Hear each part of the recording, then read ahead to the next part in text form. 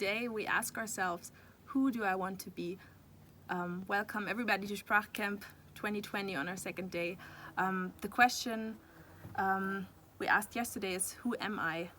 And I'm sure a lot of you were challenged by what Jen had to say. And today I want to take you in our topic of the question, who do I want to become? The question I asked myself first was, who do I see myself as in 20 or 30 years? What's my dream for the future? And so maybe just start off by asking yourself, what is your dream for your future? When you think about yourself in 20 or 30 years, what do you see? And I'm sure for many of you, you see a nice car or a mansion for a house, maybe a great career, maybe you even see your future family, a beautiful wife or handsome husband, perfect children who always behave and always have good grades in school. Maybe you see things like that, or maybe you even have dreams of becoming famous as a rock star or something like that. I'm sure you have all kinds of different dreams and all kinds of things you would like to be when you grow up. So when you think of the person you want to be in 20 or 30 years, what do you see? I'm sure the things we usually see or think of are materialistic, or just some things that have to do with the outward appearance.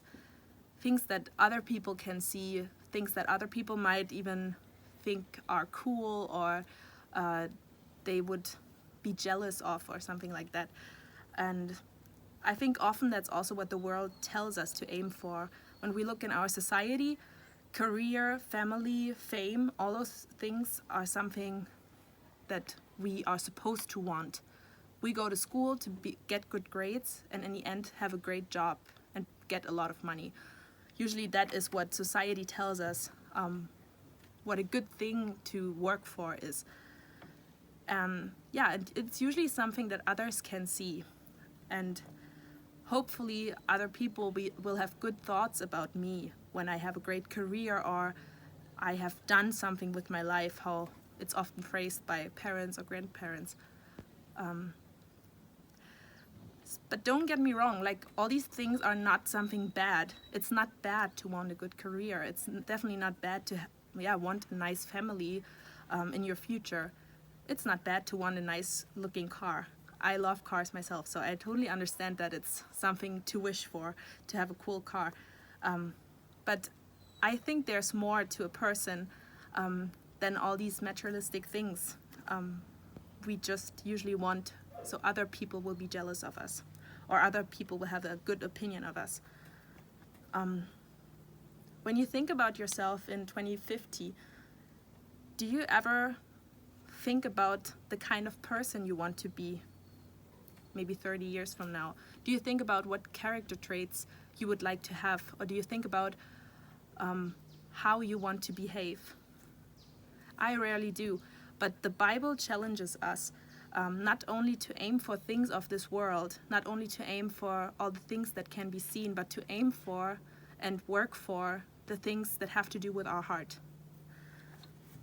And so the Bible also challenges us to take a closer look at our hearts and just also take some time and invest some time to look at the condition of our heart. So as well as we invest time to look at our fitness and make sure that we are healthy and that we nurture our bodies and also take care of them, it's also important to take care of our hearts and make sure that we have a good character and that the things that are going on in our heart, whether it be anger or fear, or also good things like patience or kindness, to evaluate that and make sure that the things that are going on in there are worthy of God.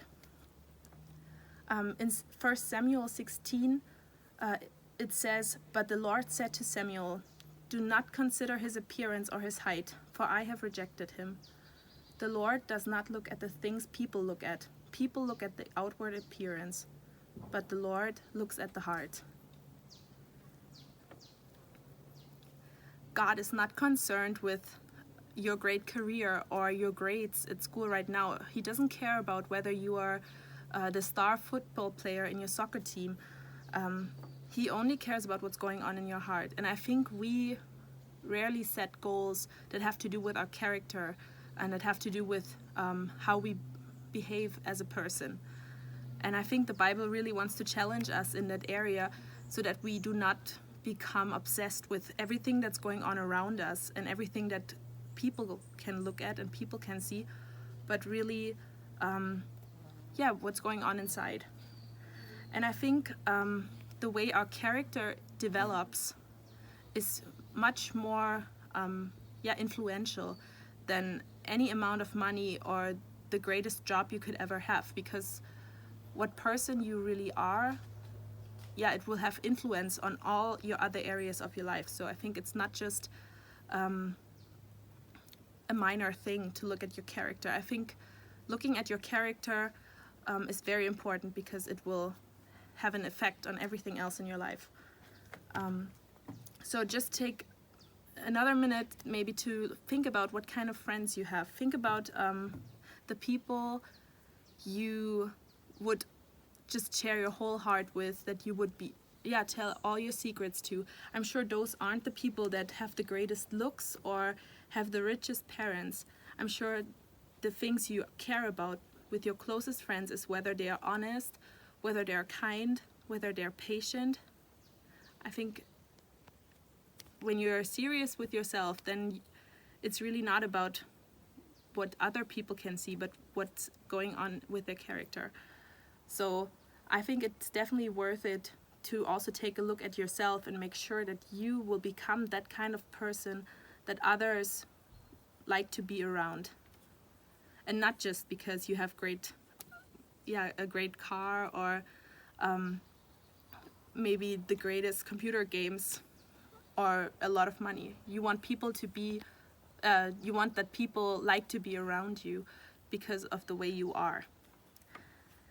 And now I think the big question is, how can that happen?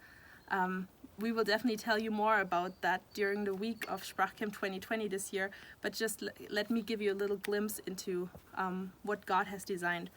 The good thing is that God didn't only send his son Jesus to die and rise for us again. No, he left us with a really great gift, and that is the Holy Spirit that is here with us, even though Jesus isn't on this earth anymore. And he sent his Holy Spirit so that he could build a godly character in us. And in Galatians 5:22 and 23, we read what the fruit of this Holy Spirit is. But the fruit of the Spirit is love, joy, peace, forbearance, kindness, goodness, faithfulness, gentleness, and self-control. Against such things there is no law. And this text is not supposed to make us feel discouraged.